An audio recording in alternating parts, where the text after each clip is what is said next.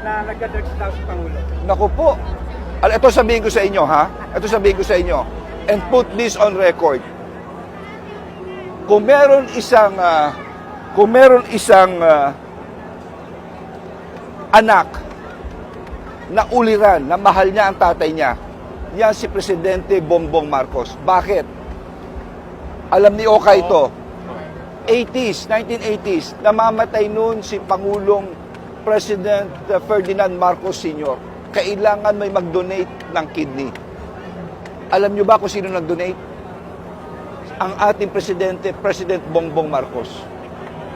1980. Kaya siya, iisa na lang kidney niya. Isipin mo, bibigay mo sa tatay mo. Hindi mo alam kung mamamatay ka rin. Hindi mo, at that time, this was close to 40 plus years ago. Hindi mo alam ano epekto sa iyo. He was in his 20s.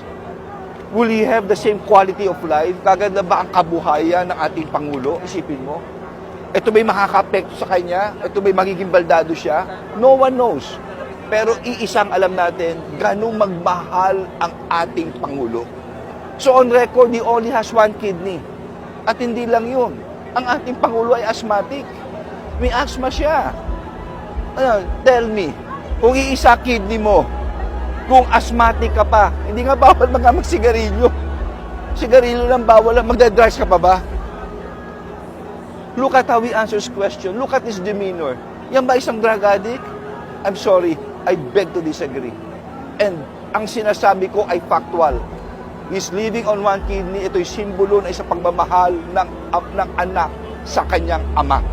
Ganyan ang ugali ng ating Pangulo. Salamat.